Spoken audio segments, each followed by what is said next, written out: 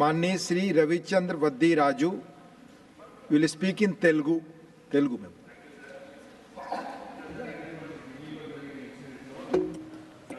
రావడంతో అక్కడ ఉన్న విద్యార్థుల్లో ముగ్గురు చనిపోవడం, దాంట్లో సోనీ తాన్యా అనే విద్యార్థిని తెలంగాణకు చెందిన విద్యార్థిని, వాళ్ళ ఫ్యామిలీ బీహార్ నుంచి వచ్చినప్పటికీ సింగరేణిలో మేనేజర్గా పనిచేస్తూ వాళ్ళ అమ్మాయిని కష్టపడి ఢిల్లీలో కలెక్టర్గా ఐఏఎస్గా చూడాలనే లక్ష్యంతో ఇక్కడ పంపిస్తే లాస్ట్ ఇయర్ నుంచి ఒక సంవత్సరం నుంచి కష్టపడి చదువుకొని ఫలాలు అంది కలలు కన్న సమయంలో కళలు సాకారమయ్యే సమయంలో మృత్యువాత పడడంతో వారి కుటుంబం చాలా నిర్వేదానికి గురైంది.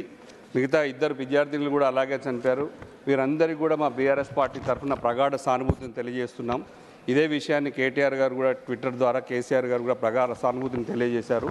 వారి కుటుంబానికి విజయ్ కుమార్ గారి కుటుంబానికి సోనీ తాన్యా తల్లిదండ్రులకు కూడా బీఆర్ఎస్ పార్టీ ఆదుకుంటాం, ఖచ్చితంగా కూడా మేము సపోర్ట్ చేస్తాం. అక్కడ తెలంగాణ వాళ్ళు బీహార్కి తీసుకెళ్లారు అమ్మాయిని అక్కడికి.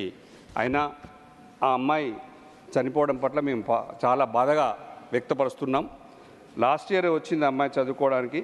ఇవన్నీ ఇట్లాంటి కష్టాలన్నీ తెలంగాణ రాకముందు నుంచి ఉంటే, తెలంగాణ వచ్చిన తర్వాత తెలంగాణ తొలి ముఖ్యమంత్రి కేసీఆర్ గారు ఇలాంటి ఇబ్బందుల నుంచి తేరుకోవాలి, బాగుండాలనే ఉద్దేశంతో ఉన్న 10 జిల్లాల్లో 33 జిల్లాలు చేసినటువంటి దాదాపు 33 జిల్లాల్లో ప్రతి ఒక్క జిల్లాకు మెడికల్ కాలేజ్ ఇప్పించారు కేసీఆర్ గారు. ఇంకా ఇంజనీరింగ్ కాలేజీలు, గిరిజన యూనివర్సిటీలు, డిగ్రీ కాలేజీలు, ఇంజనీరింగ్ ఇవన్నీ కూడా పిల్లలు కష్టపడవద్దు, బయట రాష్ట్రాల్లో పోయి ఇలాంటి ఇబ్బందులు పాలు కావద్దనే ఉద్దేశంతో ఇవన్నీ కూడా నెలకొల్పడం జరిగింది కేసీఆర్ గారు. ఇంకా యూపీఎస్సీ సివిల్ ఎగ్జామ్స్ కూడా ప్రిపేర్ అవ్వడానికి హైదరాబాద్లో కూడా ఒక 100 మందికి, ఖమ్మంలో కూడా ఒక 100 మందికి ట్రైనింగ్ ఇవ్వడానికి కూడా తెలంగాణ తొలి ముఖ్యమంత్రి కేసీఆర్ గారు కూడా ఏర్పాటు చేశారు.